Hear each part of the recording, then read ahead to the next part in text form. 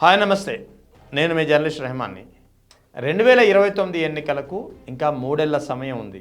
కానీ ఇప్పటి నుంచే కూటమి పార్టీలోని ప్రధాన భాగస్వామ్య పార్టీ అయినటువంటి జనసేన ప్రస్తావన ఇప్పుడు నేను తీసుకురావాల్సిన అవసరం ఉంది. ఎందుకంటే క్షేత్రస్థాయిలో జనసేన పార్టీ నాయకుల్లో ముఖ్యంగా ఎమ్మెల్యేలో ఒక అసంతృప్తి లేదా ఒక విధమైనటువంటి అలజడి కనిపిస్తోంది. ఎందుకంటే జనసేన 2024 ఎన్నికల్లో ఏపీలో 21 స్థానాల్లో పోటీ చేసి 21 స్థానాలను కూడా గెలుచుకున్నటువంటి పరిస్థితి. సో ఈ క్రమంలో జనసేనకు కేటాయించినటువంటి చాలా స్థానాలు గతంలో తెలుగుదేశంకు అచ్చొచ్చినటువంటి స్థానాలుగా ఉన్నాయి.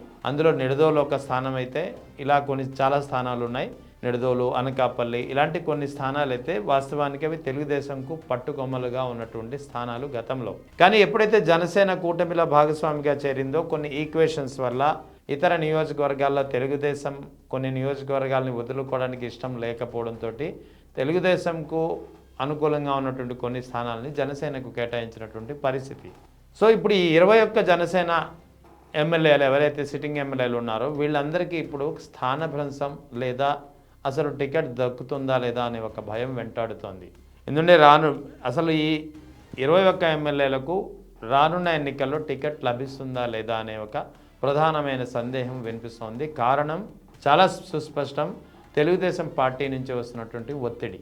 ఎందుకంటే ఒకవేళ ఈ 21 స్థానాలు ఏదైతే ప్రస్తుతం జనసేన పోటీ చేసి గెలిచిందో ఈ 21 స్థానాలని తిరిగి 2029లో కూడా ఇదే కూటమిలో జనసేనకు కొనసాగిస్తే అప్పుడు తెలుగుదేశం ఎవరైతే గతంలో ఈ స్థానం జనసేన కేటాయించినప్పుడు తెలుగుదేశం పార్టీ నుంచి ఈ స్థానాన్ని విషయంలో త్యాగం చేసుకున్నారో వారి నుంచి ఒక అసంతృప్తి మరింతగా పెరిగే అవకాశం ఉంది. ముఖ్యంగా ఒకవేళ 2029లో కూడా ఇవే 21 స్థానాలను జనసేన కేటాయిస్తే ఖచ్చితంగా అవి తెలుగుదేశం పార్టీ స్థానిక నాయకత్వం నుంచి తీవ్రమైనటువంటి ప్రతిఘటన ఉంటుంది. అదే సమయంలో ఎన్నికలకు అంతగా సహకరించే పరిస్థితి కూడా ఉండకపోవచ్చు. 2024లో అయితే సహకరించారు, కానీ ఈసారి కూడా అదే పరిస్థితి కొనసాగితే ఇక తమ రాజకీయ భవిష్యత్తుకే ప్రశ్నార్థకం అయినప్పుడు ఖచ్చితంగా ఎమ్మెల్యేలు ఆ తెలుగుదేశం నాయకులు సహకరించకపోవచ్చు. సో మరి అటువంటిప్పుడు జనసేన ముందు ఉన్నటువంటి ప్రత్యామ్నాయం ఏంటి? సో ఈ 21 స్థానాల్లో అయితే మెజార్టీ స్థానాలు ఖచ్చితంగా 2029లో జనసేనకు కేటాయించే పరిస్థితి ఉండకపోవచ్చు. ఎందుకంటే తెలుగుదేశం స్థానిక నాయకత్వం నుంచి వచ్చే వ్యతిరేకతను దృష్టిలో పెట్టుకుని ఖచ్చితంగా జనసేనకు 2029 ఎన్నికల్లో టికెట్లు మార్చాల్సినటువంటి పరిస్థితి ఉంటుంది. తెలుగుదేశం ఎక్కడైతే కొన్ని స్థానాలు ఎక్కడైతే సూచించో ఆ స్థానాల్లోనే జనసేన నాయకులు సర్దుబాటు చేసుకోవాల్సినటువంటి అవసరం ఉంటుంది. ఎందుకంటే పవన్ కళ్యాణ్ కూడా తెలుగుదేశం అధినేత చంద్రబాబు నాయుడు ఎలా సూచిస్తే అలా నడుచుకుంటున్నారు తప్ప తన పార్టీకి ఫలానా స్థానం కావాలి, తన పార్టీకి ఎన్ని స్థానాలు కావాలని చెప్పి ఎక్కడ ఆయన డిమాండ్ చేసి సాధించే పరిస్థితి కనిపించడం లేదు. భవిష్యత్తులో కూడా ఆ పరిస్థితి కనిపించే పరిస్థితి లేదు. ఎందుకంటే ఇప్పటికే ఆయన ఒక లక్ష్యం కోసం చేయాలంటే త్యాగాలకు సిద్ధం అవ్వాలని చెప్పి పదే నాయకులకు కార్యకర్తలకు సూచిస్తున్నటువంటి పరిస్థితి. సో జనసేన పవన్ కళ్యాణ్ నుంచి ఎటువంటి ప్రెషర్ అయితే రాదు. కాబట్టి తెలుగుదేశం ఏ స్థానాలను అయితే జనసేనకు కేటాయిస్తుందో అక్కడే వీళ్ళు సర్దుబాటు చేసుకోవాల్సినటువంటి అవసరం ఉంది.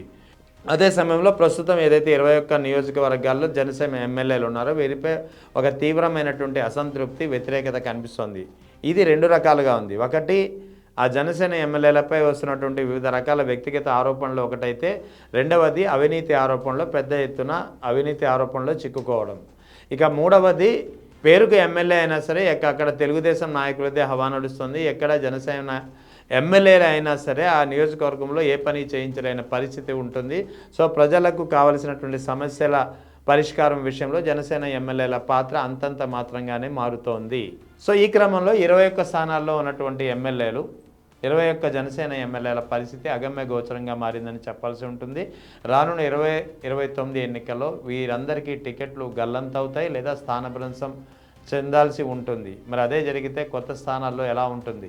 సో కూటమి పార్టీలో అయితే భాగస్వామిగా ఉంది, కానీ జనసేనలో ఇప్పటి నుంచే ఈ విషయంలోనే ఒక తీవ్రమైనటువంటి అలజడి, ఒక అసంతృప్తి, ఒక వ్యతిరేకత లోపల రగులుకుంటుంది. అది 2029 నాటికి ఎలాంటి రూపం దాలుస్తుందో అనేది ఒక ప్రధానమైనటువంటి ప్రశ్నగా మారుతుంది.